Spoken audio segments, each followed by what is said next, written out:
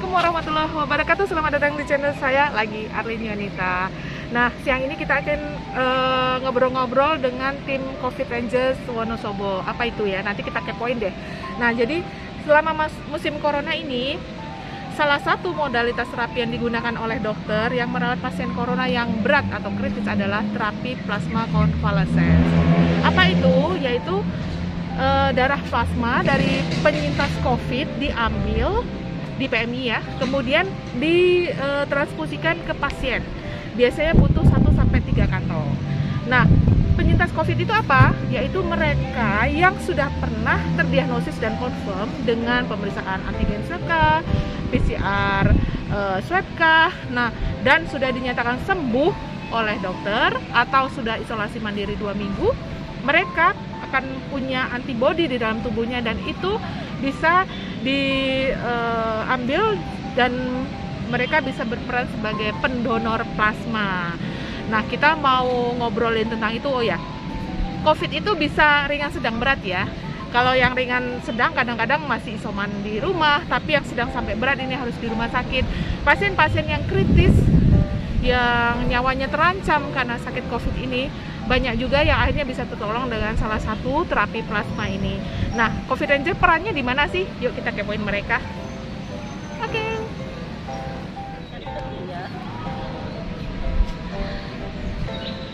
Oke guys, kita ketemu lagi dan siang ini kita udah ngobrol dengan tim Covid Ranger Wonosobo.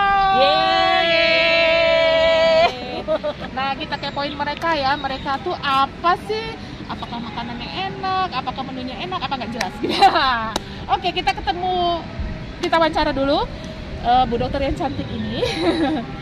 Bu Dokter Fauzia Haura Fatin atau Dokter Fatin. Beliau adalah koordinator Covid Rangers Wonosobo. Dijelasin ya, Dok, Covid Rangers Wonosobo itu apa sih?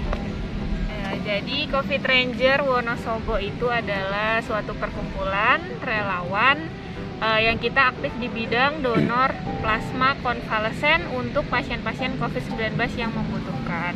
Jadi kita menghimpun teman-teman penyintas yang mau jadi pendonor plasma, terus kita kumpulkan, kita hubungkan dengan keluarga pasien yang mencari donor plasma konvalesen. Terus kita bantu prosesnya, prosedurnya, sampai kemudian plasma itu sampai ke tangan pasien. Nah, gitu. Nah, Dokter Fatin tidak bisa kerja sendiri. Dokter Fatin butuh yang lain-lain. Salah satunya adalah Mbak Uca yang centil ini. Beliau adalah fisioterapis di Wonosobo, tapi kedudukannya di sini bukan sebagai fisioterapis ya. Sebagai apa, Mbak Uca? Koordinator plasma untuk RSUD KRT Seconogoro Wonosobo. Iya. Mbak Uca sama Mas David ya? Dengan David, ya. Mas David Sugara. Tapi bukan yang artis Sugara itu, bukan ya? Itu lain lagi. Itu Robi Sugara. Itu Robi Sugara yang jawab. Angkatan kita ngerti ya. Kita kayaknya ketahuan udah tua banget nih, Dokter Fatin berapa? Mbak Uca tugasnya apa tuh? Ya, jadi saya tugasnya adalah menginventarisir pasien-pasien yang mendapatkan advis atau proplasma ya, diminta dari dokter yang bertanggung jawab itu untuk mencari plasma. Nah, saya mengkoordinir, menginventarisir untuk kemudian saya laporkan ke Covid Ranger untuk kemudian bisa kita arahkan, kita bantu sehingga mendapatkan plasma tersebut. Oke. Nah, kalau butuh plasma tentu harus ada pendonor. Nah, ini ada yang ganteng sendiri di sini guys. Namanya Bapak Thomas Runtut Ujiharto. Halo. Barangkali ada siswanya yang ikut nonton ya. Pak Thomas ini sebagai pendonor plasma ya. Bapak sudah pengalaman berapa kali mendonor plasma? Iya, saya donor plasma sudah 3 kali. Jadi Alhamdulillah, nanti akan lagi ya? Iya, semoga nanti masih bisa lagi. Masih bisa. Ya, ini sudah ketiga kali, baru kemarin minggu yang lalu. Oke. Sebelumnya udah pernah donor darah juga yang biasa? Iya, donor biasa rutin. Saya dari SMA sudah donor darah rutin. Wow, berarti udah nggak bisa dihitung lagi berapa kali ya, setiap 3 bulan ya. Ya. Nah, itu biar orang tahu donor plasma itu membuat takut orang, bikin pingsan nggak sih, lemes nggak sih, ada yang mengerikan nggak sih pas itu seperti dibelet-belet waktu orang operasi atau gimana coba? Ya, pengalaman saya yang sudah 3 kali donor plasma sampai hari ini tidak ada gejala sama sekali, tidak merasakan sakit. Mungkin sakitnya waktu kita disuntik jarumnya saja sama selesai, telah dilepas itu yang merasa agak-agak gimana gitu, tapi dampak dari itu tidak ada sama sekali, Dok. Oh, oke. Sekarang kita ingin tahu motivasinya Pak Thomas ini apa sih? Kok tergerak hatinya untuk menolong sesama yang menderita COVID juga? Ya, motivasi saya yang pertama karena ini basic saya. Pertama memang sudah kena dulu, jadi dengan saya sudah kena dan diberi kesembuhan, saya memang ingin menolong saudara-saudara kita sudah yang nazar, ya? nasihatnya seperti itu, ada niat mau menolong saudara-saudara kita dengan saya melakukan donor plasma. Dan saya juga akan mencari teman-teman yang sudah pernah kena, akan saya mintai untuk menjadi pendonor darah di Kabupaten Wonosobo. Oke, jadi untuk jadi pendonor plasma itu beliau harus sudah menjadi penyintas. Bisa diceritain Pak waktu jadi menderita, nggak menderita banget atau ringan, sedang berat. Itu Bapak waktu itu mondok atau rawat isoman aja? Iya, saya waktu kena COVID-19 ini saya bulan Maret, awal Maret itu, terus minggu ketiga saya dinyatakan negatif. Dari bulan Maret sampai kemarin awal Agustus ini sudah 4 bulan kurang lebih saya melakukan melakukan atau sudah dinyatakan negatif. Terus dari saya 2 minggu saya kena COVID-19 itu saya isoman, tapi kalau saya cuma indera penciuman yang tidak bisa mencium. Kalau istri yang agak parah, kalau istri karena mungkin ada penyertanya atau penyintasnya, istri itu komplit diare, mual, muntah, lemes, pegel-pegel, terus tensinya tinggi, sesak, sama nafsu makan hilang. Lumayan berat lah ya? Iya, lumayan berat, Dok, karena dia punya komorbidnya, iya, gitu, Dok. Oke, gitu. Pak Thomas katanya dia mau nunjukin yel-yel nih guys. Oke, mungkin bisa nanti jadi yel-yel khasnya punya COVID Rangers ya. Silakan Pak Thomas, gimana yelnya? Oke, kita yel-yel dulu itu semua. Yang pertama nanti kita bilang salam sehat. Ya. Salam sehat. Salam sehat. Salam sehat. Terus yang kedua salam kemanusiaan. Ayo donor. Itu ya. Oke. Jadi kita bareng-bareng. Oke, 1, 2, 3. Salam sehat. Salam kemanusiaan. Ayo donor. Oke deh. Nah lanjut, tadi kalau misalnya Mbak Uca mewakili RSUD Wonosobo ya, saya di RSI Wonosobo juga ada ya dokter ya. Itu kemarin waktu itu saya bilang sama Mas, siapa tuh udah masuk ke struktur? Iya. Sudah ada. Terus yang di PKU juga sudah ada ya? Sudah Mas mulai ya? ada, iya. Yang untuk yang lain yang ada Mas Imran juga. Ya, untuk nakes-nakes ya, Iya. dari nakes. Yang non nakes ada juga yang koordinir ya. Kalau di COVID Ranger ini komplit ya Bu Arlinia. Saya senang sekali nih dengan grup COVID Ranger. Kenapa? Ini adalah penilaian saya ya. Ini adalah sebuah kumpulan orang-orang yang tidak punya tendensi apa-apa, karena semua relawan, kita tidak mencari keuntungan apapun di sini, dan isinya itu anggotanya tidak terbatas pada satu unsur. Ya, Nakesnya ada, iya, nakesnya ada, nih Pak gurunya ada, dari PNS yang lain ada. Tidak semua penyintas juga isinya, koordinatornya ternyata banyak yang kayak saya bukan penyintas. Kemudian dari unsur pemerintahan ada, dari teman-teman yang semua memang aktif ya, dari aktif di ada. LSM, dari mahasiswa ada, semua ada, semua punya satu tujuan saja, visi misi kita cuma satu, membantu pasien COVID yang sedang dirawat untuk mendapatkan plasma. Tidak ada yang lain. Sehingga ini rasanya luar biasa ya.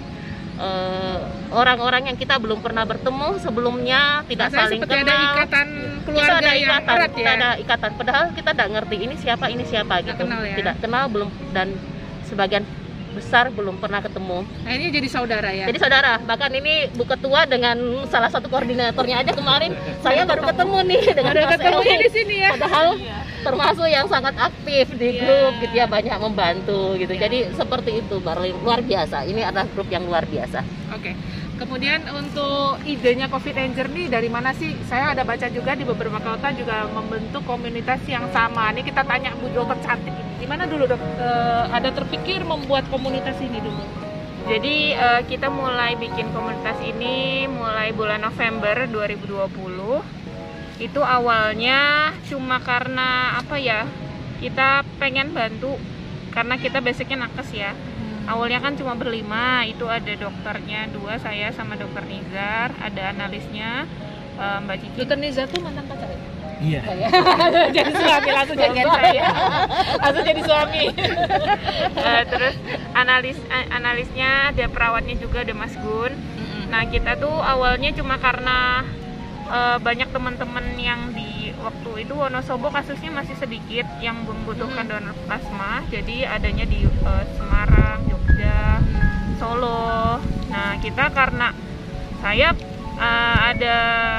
ada yang butuh nih di Semarang, terus saya tahu oh iya ini teman saya Cici, dia tuh penyintas, coba kita hubungkan, mau nggak donor? Iya mau gitu. Mas Eling juga kayak gitu awalnya. Terus ternyata kita lakuin, ternyata prosedurnya susah, berlibet, dan kita ngerasain ini kita nakes loh, kita ngerti, paham tentang kesehatan segini susahnya, gimana orang-orang awam yang nggak ngerti. Bahkan waktu itu saya pertama kali juga ngebantuin tuh orang awam, pengusaha di Wonosobo, dia kebetulan dirawat di Jogja, terus sampai nangis-nangis tuh minta tolong, dok saya nggak ngerti, saya mohon bantuannya, gimana ini alurnya, gimana caranya, kayak gitu kan.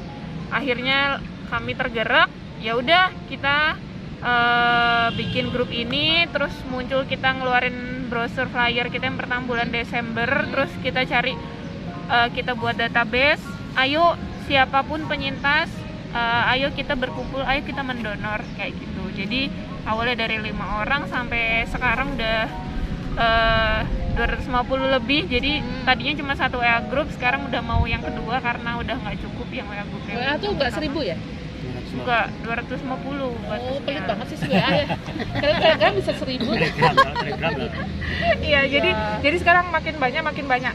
Nggak semua yang penyintas aja yang gabung kan dok ya? Iya, nggak semua penyintas. Jadi dari 250 peserta itu yang udah penyintas berapa, yang layak jadi donor ada berapa orang? Kalau 250 itu random ya, ada yang dari keluarga pasien juga ada, keluarga pasien yang mau cari donor ada, yang memang relawan ada, yang memang pendonor ada. Nah kalau pendonor penyintasnya kan kita data, nah dari data itu kita baru sekitar ada 200 data. Nah itu yang lolos kriteria hanya 80-an, 82. Jadi mereka yang akan, kalau misalnya jadi caranya gimana sih? Jadi misalnya saya sebagai dokter yang merawat, kayak hari ini saya ada 2 pasien yang perlu di donor plasma. Nanti dari perawat Bangsal menghubungi Mbak Uca ya? Ke saya dulu. Mbak Uca, nanti Mbak Uca menghubungi ke masuk dalam klub ya, komunitas Coffee Rangers. RSU butuh donor plasma golongan darah ini gitu ya? Nanti siapa yang golongan darah itu, siapa yang bisa gitu? Iya, nanti jadi kita kan, mereka jadi yang udah penyintas tuh ngisi database. Itu ada pertanyaan yang kriterianya juga. Jadi kriterianya tuh yang umurnya 18 sampai 60 tahun, terus yang dia minimal 14 hari setelah sembuh COVID, terus juga yang nanti laki-laki belum pernah melahirkan untuk wanita. Udah pernah melahirkan Makanya saya lagi Nah, itu dari pertanyaan itu kan kita saring. Nah dari kita saring tuh hanya sekitar 82 orang. Nah terus ya dihubungi satu-satu sama tim Coffee Ranger. Jadi kita japri satu-satu, bersedia nggak jadi pendonor. Terus kan itu ada jadwalnya ya, maksudnya ada tanggal ready-nya tuh kapan kira-kira. Misalnya saya nulis sembuhnya tanggal 1 berarti kan tanggal 14 baru ready untuk diambil donor plasma. Nah, misalnya ada kebutuhan tadi, misalnya ini ada butuh golongan darah B, terus kita cari nomor telepon yang golongan darah B. Nah, terus kita hubungi, bisa nggak mendonor untuk bapak ini? Ambil sampelnya di sini, nanti dikirim ke PMI Banyumas. Kalau lolos berarti titer antibodi dan screening IMLTD, infeksi menular lewat transfusi darah. Kalau lolos baru diambil ke Banyumas kayak gitu. Nanti dari Banyumas kita ada pendampingan dari relawannya, terus baru sampai ke sini lagi, sampai plasma itu ya diantar ke rumah sakit pasien. Jadi itu alurnya dari awal sampai akhir. Jadi nggak tidak sesimpel yang dilihat dari luar. Dari luar. Terus syarat-syaratnya masih ada yang lain ya, Dok? Kalau misalnya dia penderita hipertensi, diabetes, gagal ginjal, gagal jantung, penyakit kronik yang berat, itu nggak boleh ya? Nggak boleh.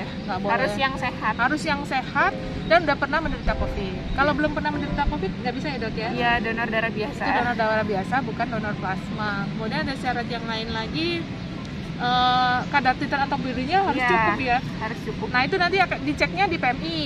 Kalau misalnya udah, karena gini guys, jadi kalau misalnya orang yang terserang COVID itu ada ringan, sedang, berat. Kalau yang ringan, dia sembuh, dia akan membentuk antibodi. Antibodinya biasanya tidak setinggi kalau orang yang menderitanya lebih berat atau yang sampai kritis. Jadi makin berat, dia antibodinya akan makin banyak. Dan itu juga antibodi itu tumbuh dengan dua cara ya. Satu memang terpapar langsung, yang kedua adalah dengan vaksinasi. Nah, terus kalau ibu hamil sebetulnya alasan ya, misalnya saya udah lulus COVID guys. Saya sama Pak Thomas udah lulus sekali ya. Iya. Jangan lagi ya, cukup S1 aja. Ya. Udah lulus COVID. Tapi saya udah melahirkan 2 kali dan saya tidak boleh donor plasma karena saya perempuan. Alasannya apa, Dok? Karena menurut penelitian kalau sudah pernah hamil, apalagi pernah melahirkan, nanti ada human leukosit antigen di dalam tubuhnya. Nah, itu bisa menjadikan respon inflamasi, respon radang pada si pasien yang menerima plasmanya. Gitu.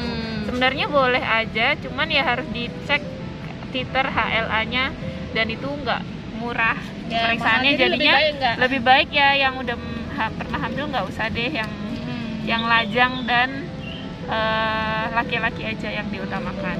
Iya. Kalau untuk donor juga di PMI ada syarat-syarat yang lain yang diperiksa ya, tidak hepatitis C, hepatitis D, tidak sakit sifilis, tidak sakit HIV, itu otomatis. Dan untuk Anda yang merasa sehat bisa ke sana, nanti diperiksa. Kalau ternyata lolos, misalnya HB-nya baik, itu akan lolos, tensinya baik akan lolos. Jadi kalau niatnya donor ternyata kadarnya kurang, ya udah sekalian aja donor darah tapi biasa ya, tapi bukan donor plasma. Nah, terus ini dokter udah punya markasnya nggak? Markas? Iya. Di mana tuh?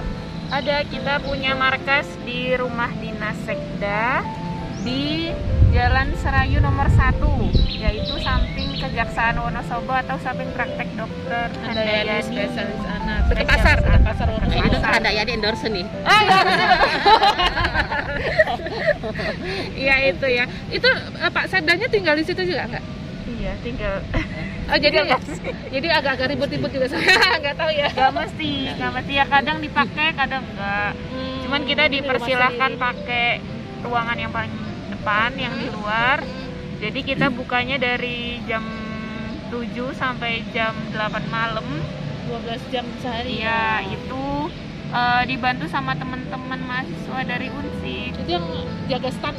Iya, jaga pameran itu, cari ngurusin Ini lagi namanya nih, kita ndak pameran nih. Agustus Harusnya pameran. Ya, tapi diadakan Ya, jadi online. kita pamerannya sekarang di Covid Ranger. Oh ya gitu. Pameran plasma. Jadi ada 12 jam. Jadi kalau ada orang yang ingin cari info atau orang mencari, bisa cari info. Ke sana ada yang standby ya, Dok ya? Ada, insya Allah. Oke. Sekarang kita ingin tahu pengalaman-pengalaman yang unik. Ada nggak? Apa Pak Thomas, apa Mbak Uca atau Dr. Fatima?